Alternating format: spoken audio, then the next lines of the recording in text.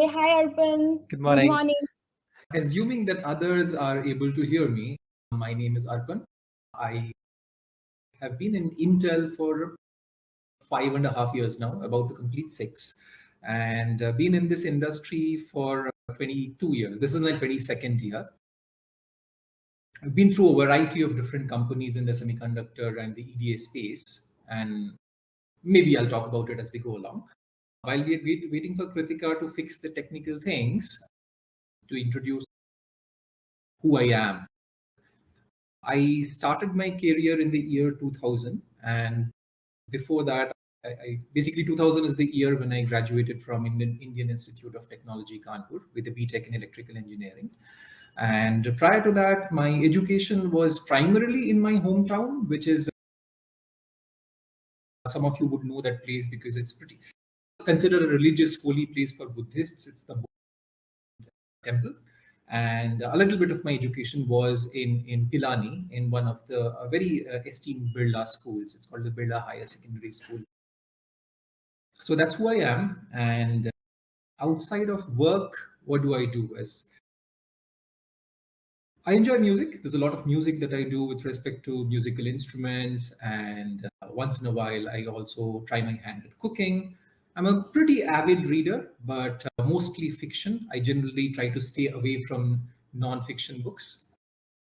And that's who I am. And I guess we'll just wait for 𝐒𝐿𝐴 to come back online, and then she can start the session. And I'll go and, no, 𝐒𝐿𝐴, can't hear you. I see some more people from Bihar here. Oh, people want me to look at the camera? Sure, I could do that. My setup is somewhat different, so I can definitely fix that, which means I have to bring this window here. Okay. This should be better, but 𝐒𝐿𝐴, you are still not audible. No. Yes, we can hear you now. I'm so sorry. I have too many Jabra settings in my laptop, and my laptop is getting confused. Thank you so much for the fantastic intro, Arpan. Arpan is like, I have had the opportunity to work with Arpan a lot of times. He's a very senior person. I'm thrilled. I'm beyond. I'm not even in this realm anymore that we have Arpan here on this show. Thank you so much for accepting and coming to this and educating us what is going on the technology front. I have also been in Pilani for some time, and I see a lot of people are sending you love from Patna. Yeah, it's good to see people from my own part of India. Anyway, go ahead. Okay. Let's start with a rapid fire round. Let's try to understand who Arpan really is. So try to answer it in single word or in one sentence. The rapid fire I'm going to ask you. So I think you have already said that you are an avid book reader. So what would you prefer, books or podcasts? Books. Books. So what is your favorite book? Favorite book, it's difficult to say, but my favorite author is Arthur C. Clarke. He's no longer, he passed away, I think, 5-6 years back, but that's my favorite author. I pretty much have read all his books. Oh, okay. That's great. So what would you prefer, video games? Basically, yeah. Fiction, okay. So what would you prefer, video games or board games? Never played a video game, so board games it would be. Okay, so what is the latest video game you are playing? I never played one. Oh, okay. So 𝐤𝐳 Verma or Wrestling Holiday? Read both books, but since you asked about 𝐤𝐳 Verma, I have had the pleasure or honor, I could say, of actually having learned from Professor 𝐤𝐳 Verma, because he used to teach quantum physics in IIT Kanpur when I was there. Yes. And I was very happy to hear that he got awarded with a Padma Shri. So definitely 𝐤𝐳 Verma. Huge respect for him. Oh, wow. That is like a major goosebump moment for me. Whenever somebody says that they have got the opportunity to learn from 𝐤𝐳 Verma directly in person. So my husband is also from IIT Kanpur. If some time, I'd like to share some anecdotes. So, Kanpur can get pretty cold in the winters. And so in the winter season, we would all go to our lecture hall with 2 layers of jackets and stuff. And then Professor 𝐤𝐳 Verma would come in with a half shirt. And you were like, how is this guy even standing there in that cold? But that kind of shows you the character of that guy, right? Yeah. Wow, lovely. So, Godfather or Star Wars? Godfather. Again, It's because the I've never ultimate actually OG. watched Star Wars, so it would be Godfather again. Okay, okay. So, what is the most used app on your phone? Most used app on my phone. So I guess you're not talking about productivity apps like Meal, right? You're mostly talking about lifestyle apps here. Uh, I would say the most frequently used apps are my music apps, the ones that I use to either play or create music, like the Apple GarageBand or that kind of stuff, Music Maker. Oh, so what is the song that you are currently listening to? See, it's less about listening as in a specific song, as in since I play quite a few musical instruments and these days I'm trying to make some music, it's about listening to as much music as I can, because that's where you can get ideas and inspirations and motives, if you will. So no specific song, but if you ask me who's my as in favorite singer, I think it would be either Kishore Kumar or Lata Mangeshkar, any one of the two, probably Oh, both. wow. Legends, they're legends. Like every time we get to listen to their song, we have to be like in a very calm state of mind to Absolutely. And even if be you're not, there. you'll get into that calm state of mind once you hear them. Yes, yes. So on that, let me ask you a high speed question. What is the fastest speed you have driven in a car? Fastest speed in a car. So in India, that would be, I think, 160 kilometers per hour. Outside of 160. India, 130 miles is about 220 kilometers per hour. Wow. Oh, that's Not that impressive. I'm a road rash, but generally on the highways, I tend to drive fast. Yeah, but it's not that I'm an aggressive driver or anything. No. Oh, that's lovely. I think a lot of our male audience will really enjoy these specifications. So, one more question. It's a hot one. Do you think wearing shorts is okay in offices? For offices, is shorts office attire? See, we do see people in shorts here in India, though not much. I think it's not about what shorts or any specific item that you're wearing. As long as you can maintain the decorum of the office and preserve the, I should say, formal atmosphere, you're fine. You can wear anything you want. So answer would Oh, be yes, assuming you carry it with the dignity that is required. yeah, that's the perfect answer. Thank you, Arpan. So, with that, we are over our rapid fire round. Thank you so much for sharing all this information about you. We got to know so many things. Like, I also personally got to know so many things about you. So, let's start with our fireside chat. Sure. So, do you believe semiconductor is in a new era of innovation? Conductor definitely is. If I try to broaden that question, Kritika, a little bit, let's say the whole industry of VLSI, very large scale integration, where semiconductors is one part. There are obviously many other pictures. If you look at that overall industry, then definitely, as in we have been innovating for the past 50 years, and I think we'll be innovating for many more decades as we go forward. We have lots of new technologies that are currently in the baking. For example, neuromorphic computing, quantum computing, different types of lithography and process integration. A lot of stuff that is coming. Much of that it's still in its nascency. So yes, and once these things really start hitting the floors, I think we'll see a lot of innovation in this area going forward. It's already happening. It's just a question of getting it out there to people. Hmm. That's a wonderful insight, Arpan. Yeah, there are a lot of changes happening in semiconductors, and especially as we see the technology in general. And I think semiconductor plays a very central part in all this Yeah. technological revolution that is coming. So, with that, semiconductor also has to accelerate the changes that are going on in the industry itself. So, Yes. let's talk about something which is very centric to industry 2D to 3D tech. How do you see architecture companies changing going forward with this? Good question. So, in a sense, you can say it's a difficult problem. In a sense, you can say it's not a problem at all. For example, if you look at a typical, let's say, an Alder Lake or a Tiger Lake system that sits on the laptop, most likely the one that I'm using, it is already a disaggregated system because you have two dies within the same package.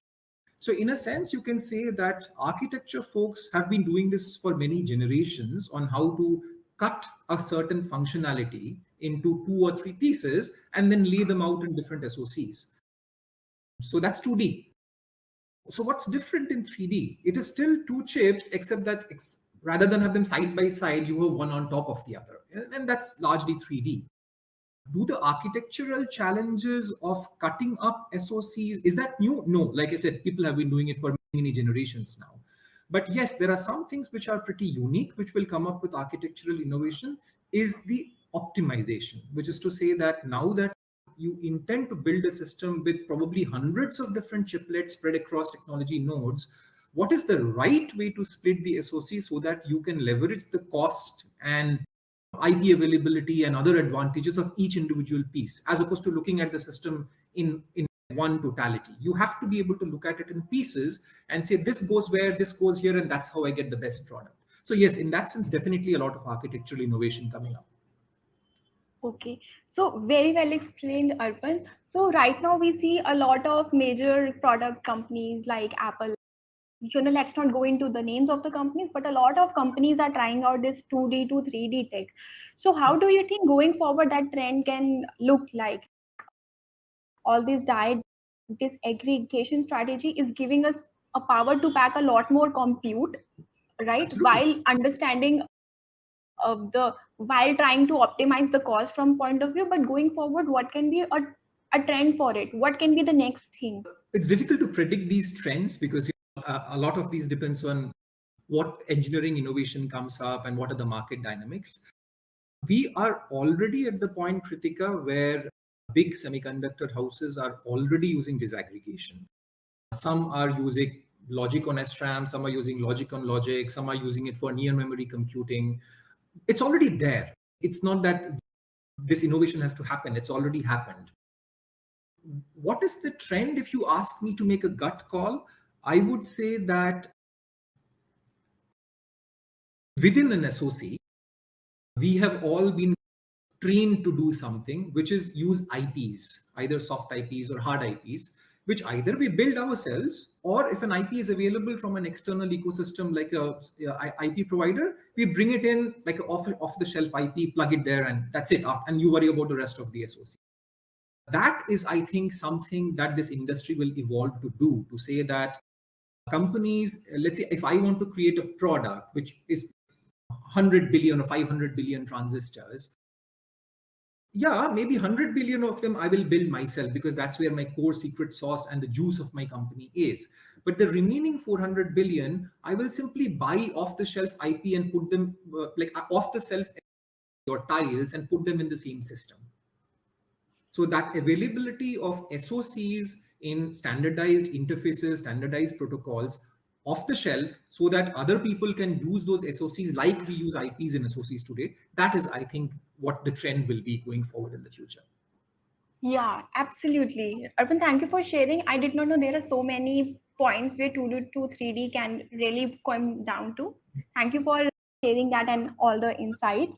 So on the same light, we can see the current trend in market is a lot of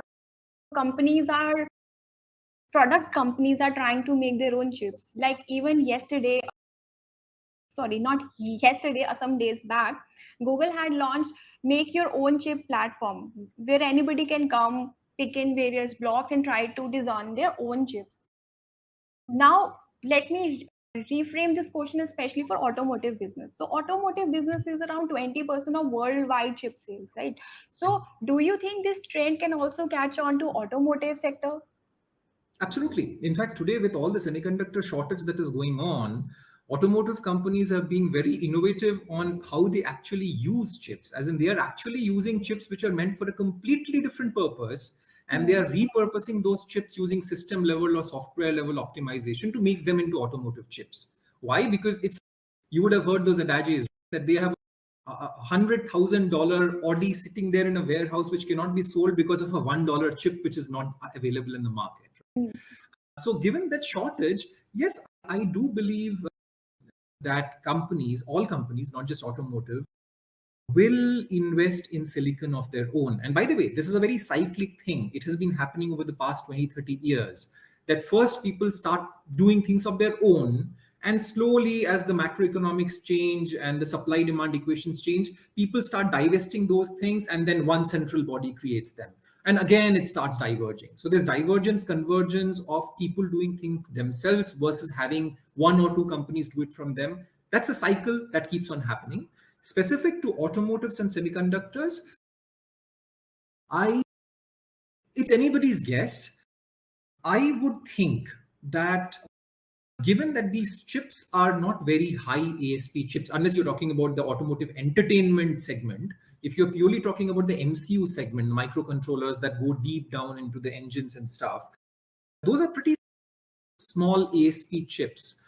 So unless an automobile company expects to sell that many parts, like hundreds of millions of parts of that chip, it might not make financial sense for them to build just that one piece of their own. And that's why we have companies like one or two, I don't know to name them, but there are companies who make these automotive chips because they can do innovation at scale. But again, it's anybody's guess. Now that these automotive companies have lived through 2 years of massive semiconductor shortages, maybe there are other factors at play which go beyond just pure ability to make profit from those chips. Maybe just securing their own future might motivate them to build chips of their own. But let me try to understand this from reliability perspective. Automotive sector, yes, most of the chips are very important, and their standard for qualification is very high compared to our household chips. And I'm not talking about something like music controller chip or other things. I'm talking about way complex chips like engine controlling chips or door controlling chips and all that stuff. So how do you, to achieve such high reliability standards, they would need very very super specialized R&D and design centers. Now these kind of expertise are available in chip companies that are there in the world. Do you feel that these kind of initiatives will lead to a call for more highly skilled workers, employees, engineers in this particular field? Good question. I never thought of it that way. So automotive reliability is actually one of the reasons why companies, not just the semiconductor providers, but an automobile has hundreds of thousands of parts, right? And each of them comes from different providers. Each of them have to go through a very stringent qualification, certification, the FUSA compliance kind of processes. And that holds true for even semiconductors. So anybody who's selling a semiconductor to an auto company will be governed by the same FUSA compliance requirements. So now, is it that those FUSA compliance requirements require specialized skill sets that organizations need to build? I believe yes. But a lot of this comes from understanding of the FUSA requirements, understanding of local government protocols, and obviously the engineering behind it. So yes, as in people who have that well-rounded view, typically the ones who end up becoming the FUSA compliance and compliance experts in various companies. So definitely a pretty niche skill set. Yes. So we have a very interesting question from Agam. Let me just flash it. I think we will answer from a very general perspective. It's from market and business perspective. He wants to understand that why semiconductor stocks in general are touching low. Is it because of the current pessimism or depends on the time frame. It depends on the time frame you're looking at. If you're looking at in the past 3 months, yes, pretty much everything has been low, not just semiconductor stocks. If you look at the past 2 years, then some semiconductor stocks are doing extremely well in spite of the semiconductor shortage, and some are not doing so well because of the shortage, and some are not doing well purely because of speculation. Some are not doing well because they are in an investment phase. So as is always true with the stock markets and stock prices, there is no one single answer. As in the semiconductor ecosystem, which is like today like a $600 billion economy, has maybe 20 big players and hundreds of small players, and each have their own technical analysis of their stock prices. There is no one golden answer which says why somebody's stock price is high or low. Like I said, there are very different reasons. In general, I think if I were to make a sweeping statement, which might not be a completely accurate, but just an opinion, that the semiconductor shortage that has happened in the last 2-3 years and continues to be there, plus also the demand shortage that is now starting to show up. As in, there was a good demand when the COVID lockdowns happened because a lot of people were buying laptops and stuff and home appliances. But now that is starting to slow down. So yes, some of that demand gap and also the supply gap will eventually and is translating to some, let's say, lowness in semiconductor prices. But like I said, for those of you who are really interested in the stock market, there's no one size that fits all. Every company has a stock price for a different reason. Yes, that's very insightful. Thank you for sharing, Arpan. Like, I was just generally thinking that market is so bearish, everything is so pessimistic with all these wars and other kind of shortages and supply chain being broken. I think that has impacted semiconductors, and semiconductors in general. There is a lot of shortage, and people expect I'm sorry, a lot more manufacturing power in this sector. That is why a lot of governments and companies are pushing billions and billions of dollars into creating more infrastructure to take care of the manufacturing part. So that's a very good news for us from semiconductors industry, that this problem at a global level, companies and world leaders are trying to solve. Absolutely. The geopolitical balance of semiconductor manufacturing, which is today very Asia dominant, definitely is important for the whole world, as in not just for any one company or any one country. That is true. Thank you for sharing that, Arpan. This question is from my buddy Shakya. So it's a very interesting question. He says that currently in semiconductor fabs, more than 50% of the stuff is done by ASML tool. Yeah. So would we see the same situation the way EDA tools are evolving with the use of AI? How do you think that is going to impact a design? Okay, there are actually maybe two questions wrapped up in there. I'm trying to relate the two in my mind. So ASML is definitely the leading provider of lithography manufacturing machines to pretty much all the foundries out there. And will they continue to be that way? Time will tell. There's always competition. Competition is good. For those of you who are interested, as in, I don't know how much, how deeply technical we go in these sessions, Kritika, but if you really want to understand what lithography is and what ASML does in that area, you should maybe just search for ASML in YouTube or Wikipedia, and you will be amazed at the kind of technical innovation and complexity that exists just in that one machine, which creates the semiconductor, which prints the semiconductor wafer. That machine, it's almost as big as a school bus, weighs hundreds of tons, probably has a millions of components inside, and has breakthrough innovation in every space of material physics and material sciences. So if you just want some good, as in be excited about technology, you need to just look up what ASML and similar Lam Research, etc., are doing in the space of semiconductor manufacturing. Now coming to the EDA AI ML part, yes, EDA companies are starting to adopt AI ML in their softwares. So are different design houses. What will that mean for designers? I guess the underlying question there is that will artificial intelligence eventually replace human intelligence? Again, time will tell. Anybody who has made a prediction in this area has almost invariably been proved wrong. So obviously I won't make a prediction here. My hope and my gut feel is the answer is no. The AI ML, the way we see it today and the way we see in the next 5 years, will become very good at solving specialized point problems. But for the kind of problems that we as engineers solve on a day-to-day basis, which is problems that require lateral thinking, problems that require us to connect the dots between different unrelated concepts, those are stuff I think we will still need humans for. So the most likely the long-term scenario is going to be anything that we call mundane work today will be done by machines or AI ML. But how exactly we define those tasks and how those tasks tie into the eventual outcome, we will still need human engineers and human experts like us to do that. Sure, very insightful. I think it's a follow-up from Shakya on this. The way ASML or other competitors has used AI in manufacturing, do you think EDA tools from certain vendors will also use that in future? Yeah, I've answered that question already, that yes, FPGA vendors are using AI ML tools, but will that make designers redundant? I don't think so. Not in any time soon.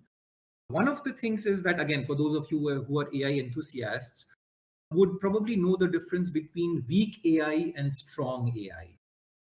We are still in the days of weak AI and pretty weak AI. Until some serious breakthrough happens in the area of strong AI, I don't think any of us are worried about a future where we are going to be replaced by machines. Not anytime soon. Yeah. I think when we reach the era of strong AI, we might already be in a matrix. No, so everybody will be obsolete. Yeah. So let's hope that doesn't happen. Time will tell. Yeah. There's one more comment. Yeah, I think it's a general comment. Deepak says that applied materials and ASMLs are two big materials for manufacturing appliances. That's right. Good. Thank you. Okay, this Agam has one more questions. I'll just flash it. He says that with the current trend that certain product companies are making their own chips, are semiconductor giants should be afraid of it? But I think this has been there for quite some years now. But okay, let's try to evaluate that perspective as well. No, they are obviously. In fact, as it's commonly known, competition is always good. If, let's say, a Facebook or any other cloud service provider deems it important enough to create their own chips, that in a way that confirms the semiconductors in industry's paradigm that the hardware is important. And it is so critically important to the success of the cloud service provider or the Facebook or the Amazon that they consider it significant enough to invest to build their own chips. So in that way, it's a good thing that the semiconductor continues to be a critical component of what we see as the end outcome of the cloud or the data center. So no, there's obviously no room to be afraid or worried. It's a vindication of the fact that semiconductors continue to be important. Yes. That's actually very good. Like why do we try to look at innovation from point of view of how the business is shaping up? Business will always shape up around innovation. Exactly. So we should be happy if there is innovation in a particular industry, because that means new options are being explored and understood, and that is going to shape a business going forward. So as an engineer, I feel it's very good time to understand how all these things are shaping up and how can I add more value, let's say 5 years down the line or 10 years down the line. All these things that seems like obstacles now, but these are not really obstacles, these are actually opportunities to grow. Opportunities, yeah. Especially as in compared to, let's say, when I graduated in the year 2000, these days when we look at engineering graduates who are coming out from colleges, we see they are so well informed about the industry and the economics and the technologies in general. As in, we are actually amazed by the knowledge that they already have, which actually took us a couple of generations to get. Yeah, but some of the reasons are obvious. We didn't have the Googles and the Wikipedias at that time. They were just being born. Today, that information is available at the touch of a button. So I completely agree with you, Kritika, that engineers, budding engineers should definitely gain that knowledge, leverage that knowledge so that they can shape their own careers with which combination of those technologies and innovations do they want to play in. Yes, that is so right. So Arpan, with that, let me ask you one more very interesting question. If you were starting as a semiconductor professional today, how would you approach your career? If I was starting as a semiconductor engineer today, okay, now in retrospect, as in compared to how I started my career versus how I would started it now, at the ground level, I don't think much would have changed, in the sense that irrespective of which domain or which stream or which function I would go in, at this level, at this stage of your career, for the first 3-5 years of a career, it's not about making choices that you will stick for the next 20 years, right? It's about learning as much as you can about everything else that you can. So whether you are in analog or whether you're in digital, whether you're in software or whether you're in manufacturing, the idea at that point in my career, if I were to start now, would be to learn as much as I can. Making the choice of where I want to really make a career out of will come much later. So in that sense, I don't think much would have changed. That's the way I approached my career 20 years back, and that's what I would have done at this point, which in summary is to learn as much as I can at this stage of my career. One thing that would have been different, which I briefly touched upon, is that now for an engineer who's about to start his or her career journey now, there is enormous amount of knowledge out there. Leverage that knowledge. And the other thing is that the general trend that we are seeing in the industry is that multi-skill is being valued. I'm not saying that core competency is not being valued. That continues to be a critical function. But people who have core competencies and surround themselves with skills in other areas are even more valued. So that is something would be interesting for budding engineers to look at, that sure, build a core competency, but at the same time, build the breadth in some adjacent areas as well. That's in fact another way how you can protect your job from being taken away by AI, because those are not the kind of problems that AI can solve, at least today. Yes, that's very interesting, Arpan. Thank you for sharing that. Like, how do you keep learning, upskilling yourself, keep on exploring and eating everything as much as possible? When I say eating, I'm biting into that domain, getting the juice of it, not just purely into execution, but also understanding how things link up together. Exactly. So that's very powerful insight. Thank you, Arpan. For me to really understand this particular aspect, it took me a couple of years into industry to actually get the gist of it. I was just so lost into execution that I realized that anybody can come and do what I'm doing right now. So how can I add more value as an engineer? How can I grow? So very powerful. Thank you, Arpan. So there is 100%. a very specific question.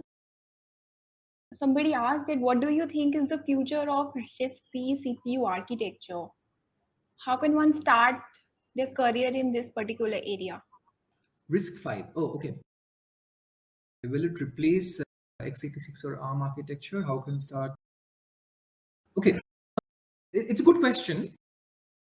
And again, I don't think there's a black and white answer, but let me try.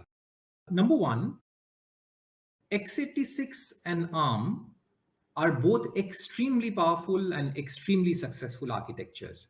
Is there competition between them? Yeah, in some areas, absolutely yes. But it's good competition, as in it shows the sweet spots of what each architecture can do. One is a reduced instruction set, one is a complex instruction set, and each is well suited for certain tasks. And as this industry evolves, we are seeing each eating into the other's pocket a little bit, and that's a good thing. Like we kept saying, the competition is a good thing. It pushes up the innovation on both sides. Now, specifically coming to RISC-V, we are talking open source. Now it's no longer a discussion about whether it is RISC versus CISC or versus x86. Now we are saying, is it proprietary versus is it open source?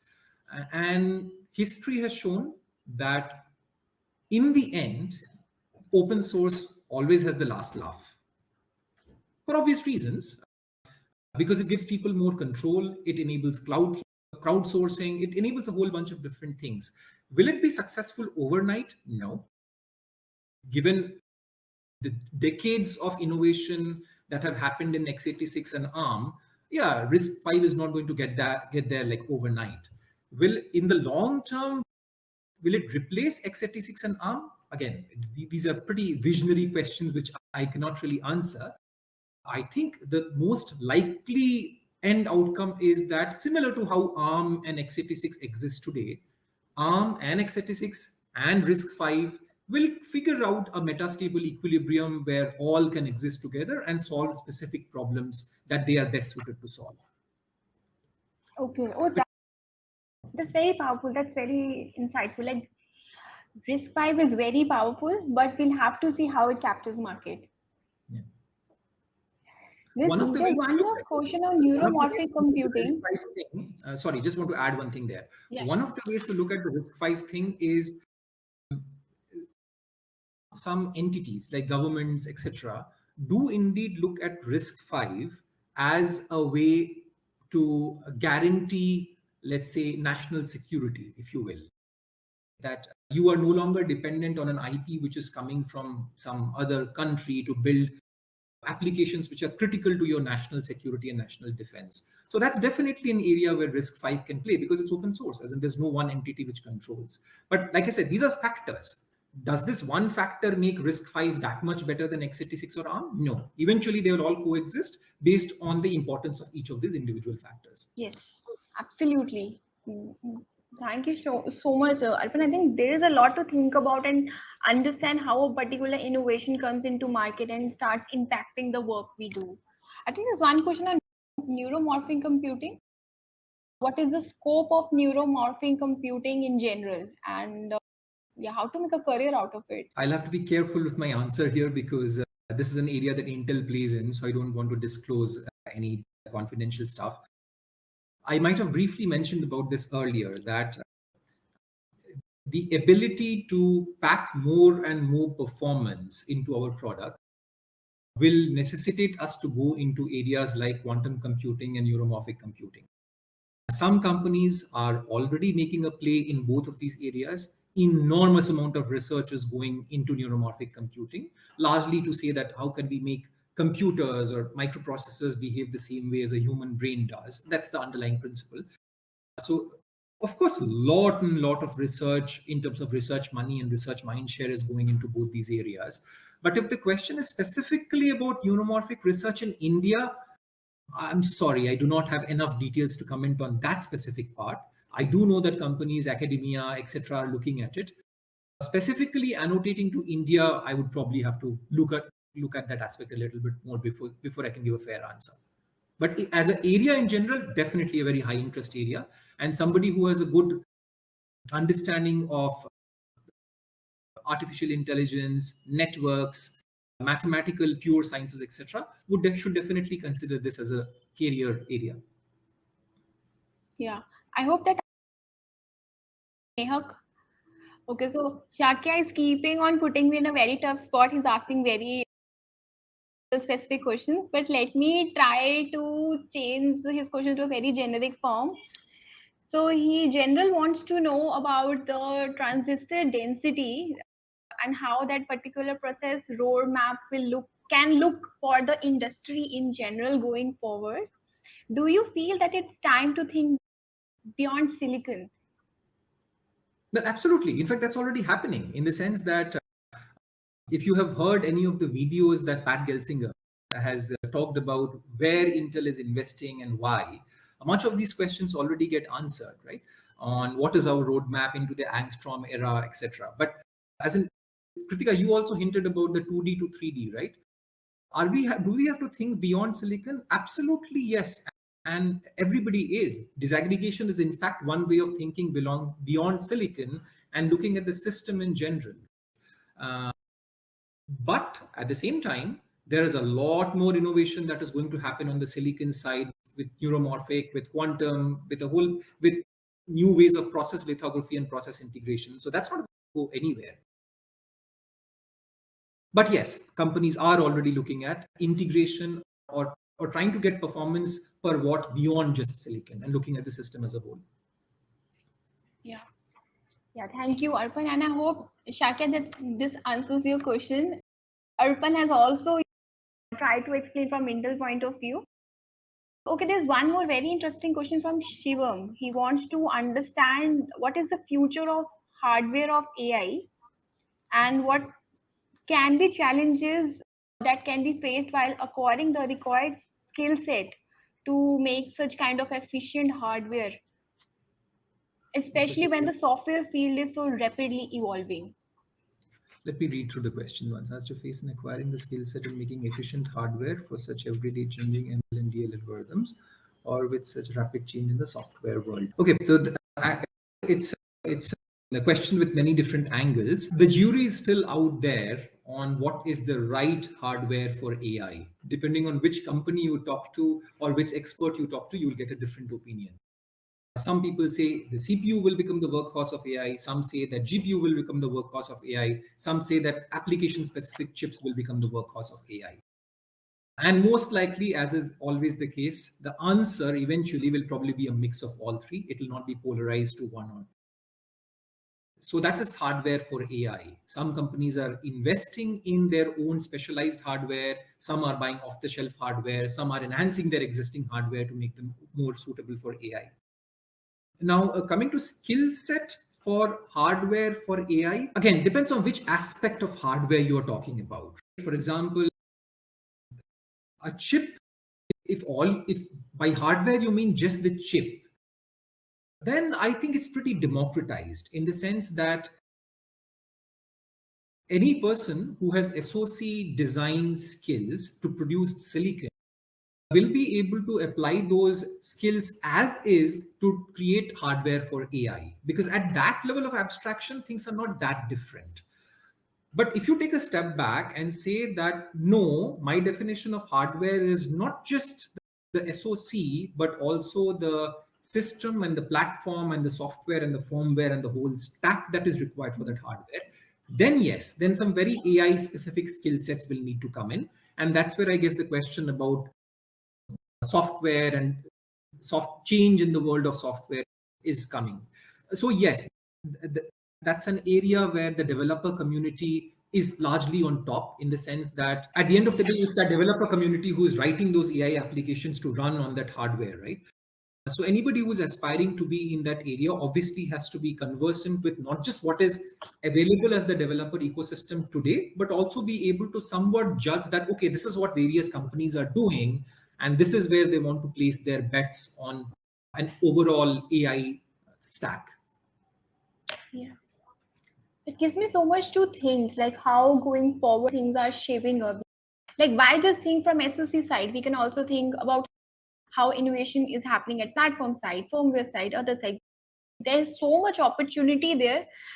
Arpan, actually, you have brought me to a very important point. Like when, especially, I was in a student back in college, or other folks that I get to talk to, they only know about it as a design side, val side, and PD side. They don't know about what other opportunities are there. They get very single directional as to what all they can contribute in the industry. It's very powerful. We still have a good time, guys. If you have some interesting questions, we have Arpan with us. Shoot on. Okay. Arpan, this is a very generic question, right? So you are in a very senior position right now. So when you have to hire somebody, what top three things you look at that helps you make the decision that should you hire somebody or not? Top three. Okay. I'll make an attempt at answering that question. See, everything aside, when I hire an engineer, I look at technical expertise. That's a given, right? Without technical expertise, you really should not be applying to a semiconductor or engineering position. So I'm guessing that's a given. Your question is, assuming that a person already has the technical knowledge or the expertise or whatever, what else do I look for? Simple answer, attitude. And that word means a lot of different things. But essentially, the way I would like to paraphrase what I mean by attitude is that work is work. What we do on a daily basis, what our managers, what our team, what our organizations want us to do is the work that they define for us. And I hire people to do that work for me. But over and above doing that work, what I look for is an attitude that the person needs to have to go beyond. And to go beyond in many senses, to go beyond what I might have asked him or her to do, to go beyond their own best effort at that point and try to do better, or to go beyond and learn something that I never asked them to learn because it was not core to the work that I asked them to do. So it's that attitude that I look for, that attitude that given this person in this organization, in my team or whichever team, will they go beyond their responsibilities and thereby help me, help the organization, and help themselves in a way that I cannot foresee today. That's, I would say, as in you asked for top three, but I'm only giving you maybe one or two, but I hope it captures the essence that over and above technical expertise and technical knowledge, I look for attitude. Yes. The right Absolutely. attitude. Yeah, attitude to crack it is what we need. Yeah. Okay. That reminds me. Okay, let me leave that. Let me ask you in a very different fashion. What is the worst career advice you have got? First, okay, I'll have to think about that. Not that I've got a lot of bad career advice. I'll have to recall something. Something doesn't immediately come to mind as the worst career advice that I got. The only thing that even remotely comes to mind, as in, again, I'm not saying it's a worst career advice. It's an advice that I did not follow upon. It was pretty early in my career where the desires of that job, and my lead at that time, of course, I won't name him, but he wanted me to not take up another opportunity because in that one specific function, he was able to show me a clear path in terms of a technical promotion, in terms of compensation promotion for the next 2 years. I didn't take that advice. I still went and took that other opportunity.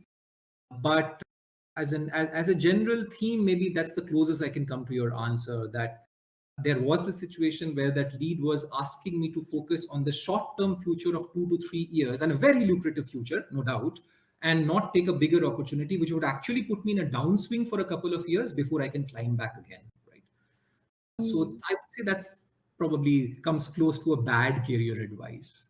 Yes. I don't know. Was that what you were looking for, Kritika? Did I go off on a total tangent? No, not at all. Actually, I was coming down to this only. This is a very hot topic, right? Should you go, what you should select, money or opportunity to learn and then grow from it? So it's a very hot topic. I also get a lot of career advice around it, sometimes good, sometimes bad. So I twisted the question for you. But that's very powerful message. Like when you are relatively in earlier phase of your career, and when it is okay for you to take this kind of financial risk, why don't go for an opportunity to learn, opportunity to do something that is going to benefit you in long term? So Yeah, that's true. But at the same time, people should be careful, right? That if you are taking a step back in your career, you better be extremely knowledgeable about what comes next. As in, only if you are 90% sure that by taking that step back, you are in the next couple of years or more, you will be actually be able to multiply your growth so that you can beat where you were, only then take that step. Otherwise, just because somebody is asking you and somebody is giving you a monetarily better offer doesn't mean you should take a step back in your career. Sometimes you have to, because like they say in optimization problems, like sometimes you have to take a local minima so that you can eventually hit a global maxima. But yeah, if you're going to what you're already at a maxima and you're going to a local minima, better be sure that there's a global maxima after it. yes, that's very powerful. Thank you, Arpan. Do we have any other questions, guys? Come on. It's a very generic question. What do you feel if somebody is completely okay with all parameters in life and they are choosing between PD and front end? What should they choose? Between I think it's a physical design and very generic question. Yeah. yeah, it's a generic question, and there are, as in, it's not that any one gives you a better shot at a future career than the other. If you look at technical leaders across this entire VLSI industry, you will find that there's a fair mix of people who have come from both front end and back end. What I would recommend to anybody, especially in the early stages of their career, do both. Spend 3 years in front end, spend 3 years in back end. And in fact, there are many other domains, not like Kritika, you said, right? It's not just front end, back end. There's so much more to do. There's software, platform, post silicon, a whole bunch of stuff to do, especially in the first, let's say, 5 to 10 years of your career, where you have that room to experiment. Do everything that you can. Don't make a choice so early in your career. Yeah. So go ahead. Arpan is sharing his valuable insight. Go try your hands at everything. Cover the breadth, whatever you can get your hands on. And then after a while, after a few years, you can choose what you want to drill into and make that your specialty to grow. Startup, MNC, front end, back end, whatever. Go explore. World is your playground. Okay, we are getting a very good, valuable feedback. Oh, sorry. This was mathematically explained. Thank you. So we are above time. So Arpan, tell me one thing. Now this is something that I generally ask people, and we have some time, so I'll ask you. Sure. When you get up in the morning, what is the first thing you do? I know a lot of folks, they pick up their phone and get lost in social media, or or somebody who is way extreme who'll just sit and do meditation. Like, how do they balance the tune for the day? How do you balance, like, with all the kind of work that you are doing in Intel, beyond Intel? How do you handle it? How do you start your day? It's a great question, Kritika. But the thing is that the answer to such questions typically ends up sounding like preaching. Okay, so I'll be careful with my answer. And if the essence here is about time management, that's a unique challenge, or and everybody has a unique solution to that problem. So I will kind of stay away from that. How do I start my day? So, for example, Intel does provide pretty much every application that we have on my phone. I have Teams on my phone so that I can attend meetings from my phone, but I don't have email on my phone. It's not that I can't, as in we have all the Hmm. applications to have the email on my phone, but I don't. It's a like a self-imposed discipline to say that that's okay if somebody is trying to reach me or for a meeting, for a quick chat, the Teams meeting allows me that flexibility. But if I also have email on my phone, then there'll be a natural tendency to always keep the phone open and checking whether somebody has sent an email. Just to avoid that, it's like a self-imposed discipline that no, I if it's email, I always do it on my laptop. But yeah, quick chats, pings, yeah, I could do it on my phone. To extend on that, what do I do in the morning? Mostly I definitely don't go and sit in front of my laptop to check my email. I start with my own daily routine, which is typically yoga or some form of exercise. Most people, not that I always follow it, but I know that some very successful people follow it. They check their emails only twice a day. Once in the morning, once in the late afternoon. The rest is for quality time, doing the things that matter to them or their teams without being interrupted by email. The practice of keeping your inbox open, and whenever there's something that turns black there, you may immediately go there and try to respond. We try to avoid. I try to, not always successful, because sometimes things demand you to be there at all the time. But yeah, these are some aspects of self-imposed discipline. That's, oh wow, that's absolutely great. That gives you so much control over your time and attention, Arpan. Love this, love this brilliant hack from you. You can actually do a higher quality and more impactful work if you're able to control your time and attention. So rather than making your attention very short lived, short span, wasting time on social media where they have content for a few seconds and shortening your attention span, why don't we be more mindful as to how we are using our time and attention throughout the day? That is going to give us more leverage and more understanding as to what we can do better. Yeah, That's one way very, to look at it, Kritika, is that we as humans, we play multiple roles. We are engineers, we are managers, we are employees, we are fathers, we are sons, we are husbands, lots of things. So interruptions are a part of what we do. Some interruptions can be avoided, some can't. So it's not that we should shun all interruption. Interruption is part of our lives, but we should not, at least we should try to avoid those interruptions which we can. And an email ping is that kind of interruption, that it may not be that critical. You can always do your own work and come back to it later. So try to avoid the interruptions that you can, so that you can reserve your time for the interruptions that are really necessary. yes, that's with that powerful. Thank you so much, Arpan, for coming and sharing your valuable knowledge about technology and general other hacks in semiconductor industry with us. I am pretty sure me and all the folks that join on this live on this Sunday now afternoon have learned so much from you, and there is no better word to describe you other than innovation rockstar. I had posted it like 1 week back that you are an innovation rockstar, and I think now everybody will agree with me. Thank you so much for this Thank time. you. We learned so much from you. Thank you for the opportunity, and I hope I was able to make this interesting and valuable to some of you. I really appreciate giving me this opportunity to be here, Kritika. And thank you for organizing this. It's a great initiative, and I'm sure a lot of people are not only enjoying this, but also learning a lot from it. Great job. Yeah, thank you so much, Arpan. And do follow me on LinkedIn to never miss another future ChipTales session. He is the ultimate rock star in semiconductor. Have a good day.